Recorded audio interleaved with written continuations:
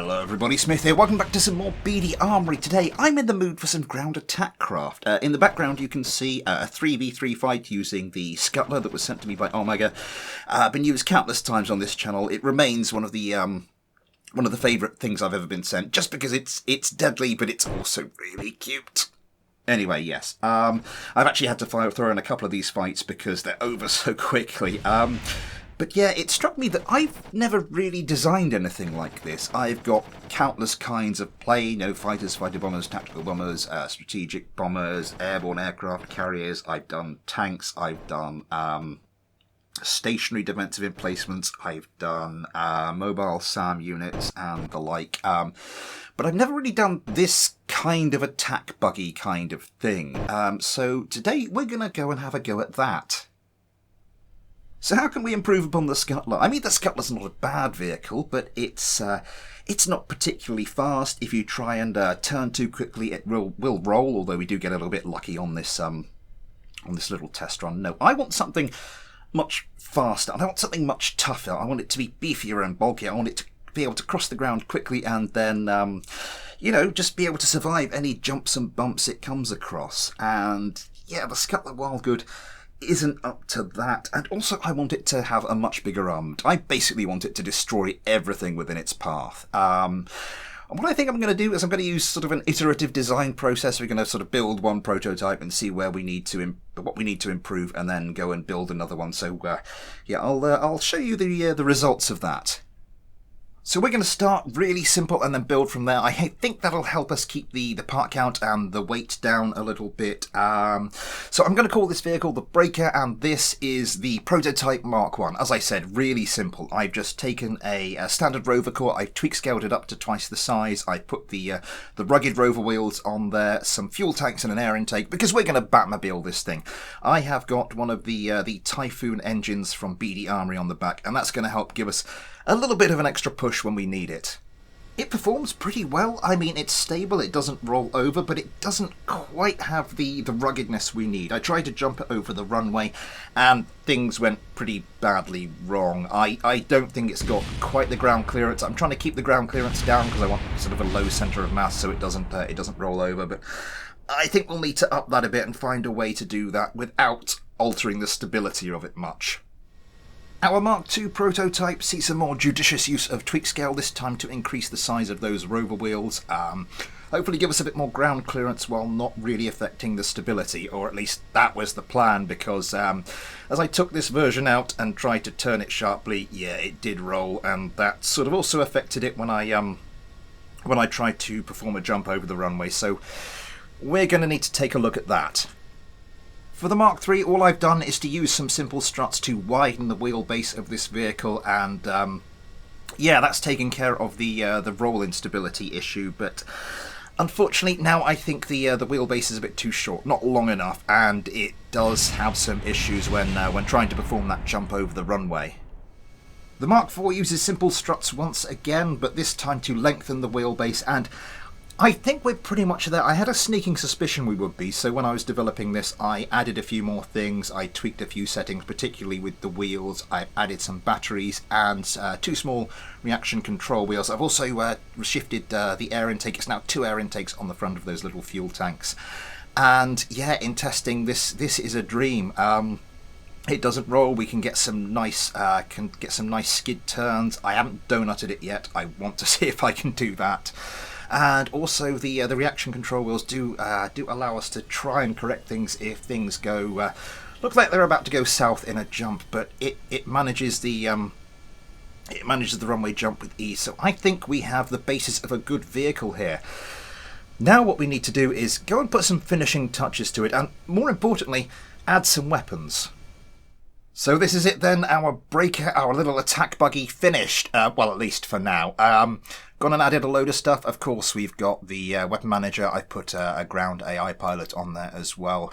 The weaponry, I wanted this to primarily be a ground-to-ground thing, but also I wanted it to be capable of defending itself from aircraft as well. So our armaments are sort of in keeping with that.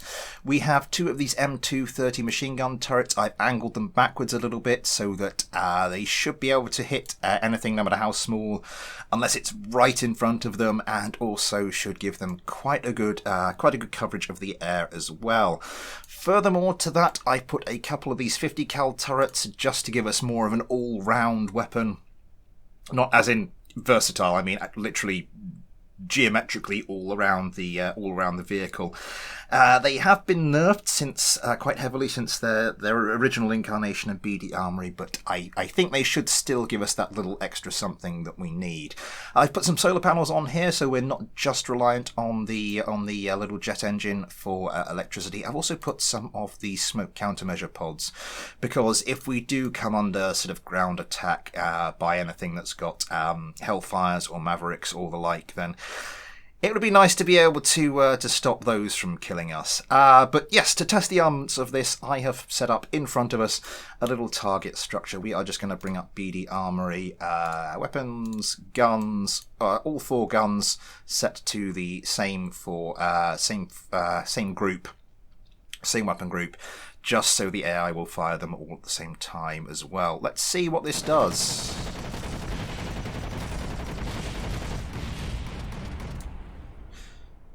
Wait for the overheating to dissipate.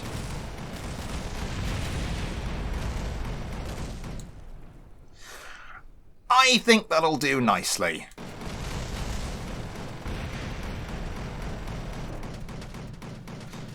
Yeah, those 50 cals, kind of a bit weak, but I think we've got ourselves something good here.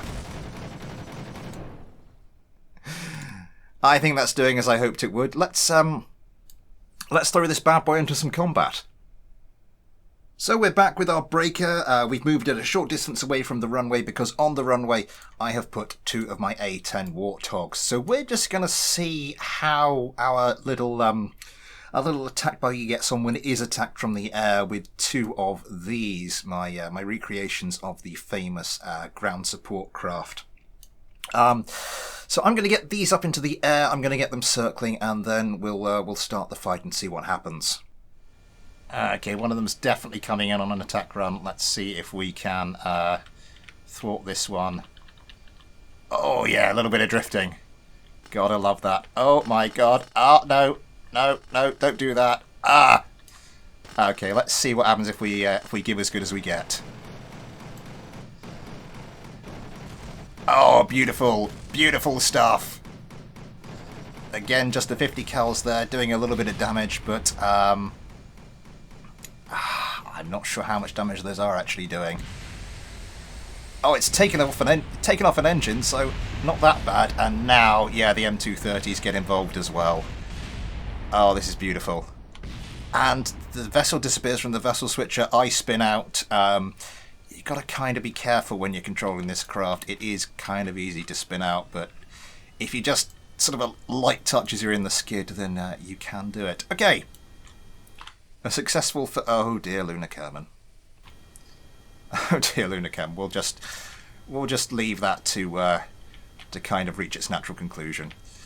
Okay, I think, yes, I think this can fend off an air attack quite easily. Let's see how it does against another ground craft.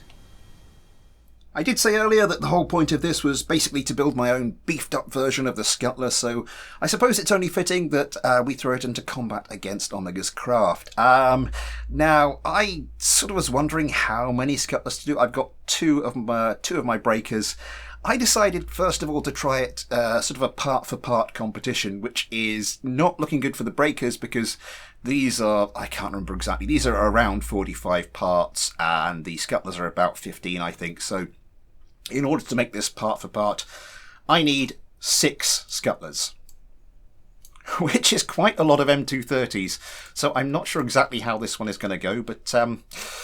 well, let's see. No, we don't want that one. We just start the pilots, start the guard mode, and see what happens. Oh my god, this is just getting silly already. Oh, gunfire coming in. Adam Kerman waiting for the M230s to cool down. He's lost a wheel. He's lost a wheel, but it keeps going. One of the Scuttlers is gone. One of the Scuttlers... Oh, the other breaker's gone. Now this breaker's gone.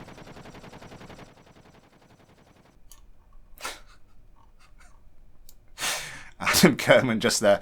What the hell just happened? So we got one of the scuttlers. Any of them, one of them sort of had its gun taken out.